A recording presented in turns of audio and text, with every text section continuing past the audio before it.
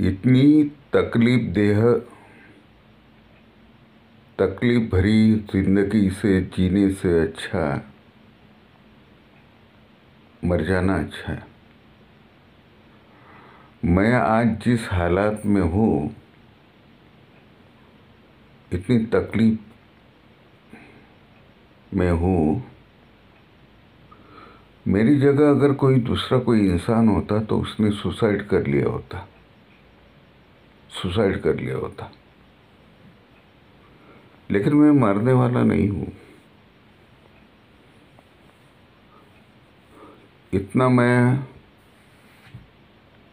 I have big will power. और मैं inspire किससे हुआ हूँ आपको पता नहीं होगा।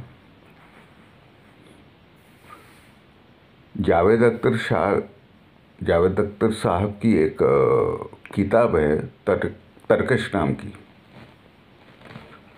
तरकश नाम का अर्थ होता है भाता, मतलब जो राम जी ने जो बाण रखे थे वो भाते में, उसका तरकश नाम का अर्थ होता है भाता।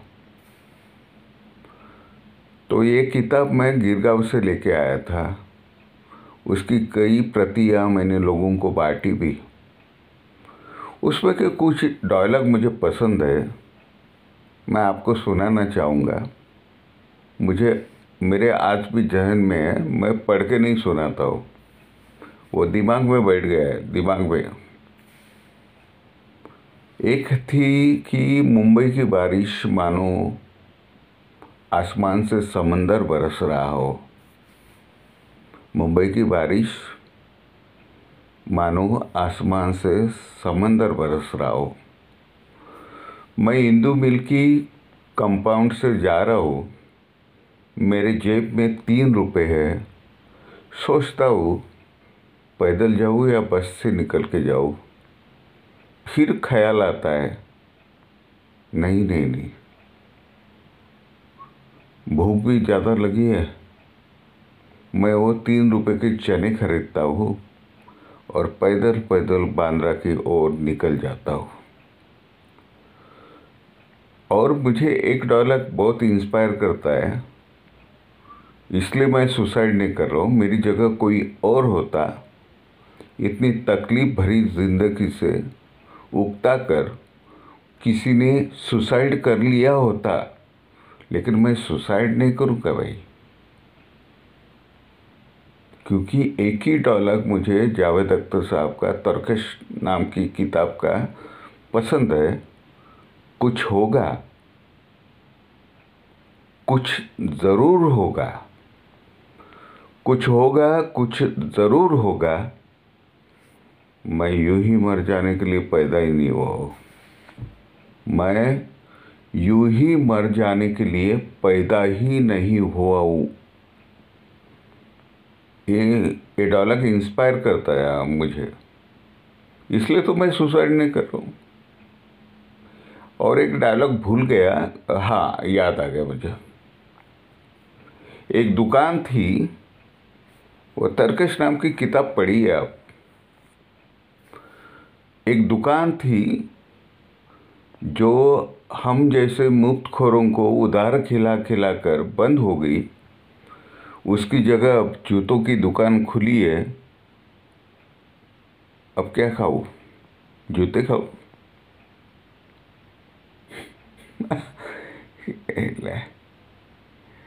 ये तरकश नाम की किताब की प्रतियां, बहुत सारी प्रतियां मैंने लोगों को बांटी थी।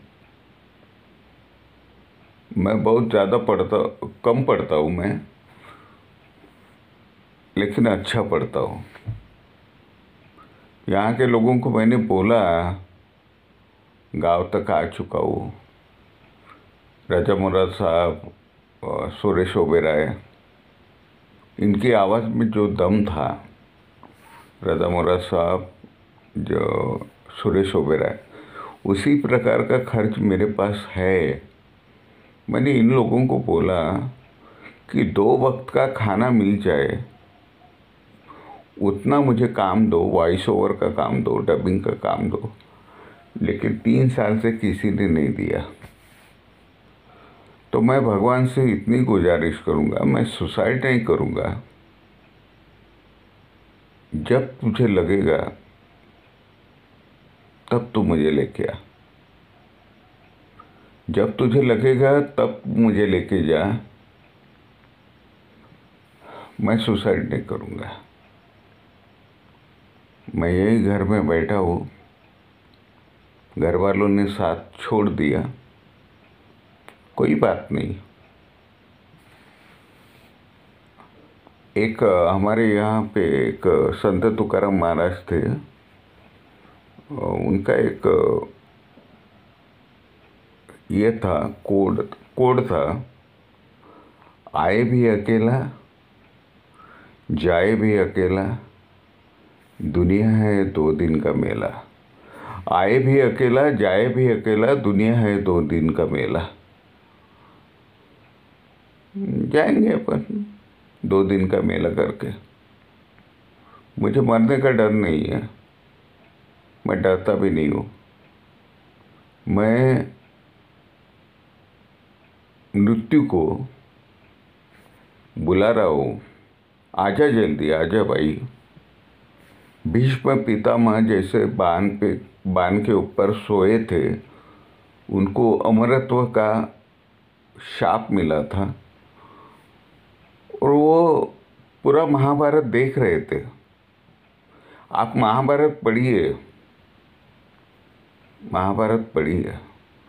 आज की जो जिंदगानी है वो भगवान श्री कृष्ण ने हजारों साल, लाखों साल पहले लिखी हुई है। अर्जुन को कहा था उन्होंने, जो ज्ञान दिया था अर्जुन को, वो सच्चाई है, आज भी है। आज भी समाज में वही हो रहा है जो भगवान श्री कृष्ण ने अर्जुन को दिया था ज्ञान, आज भी वही है।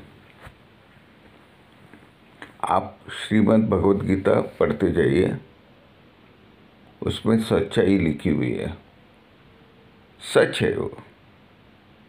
हजारों लाखों साल बाद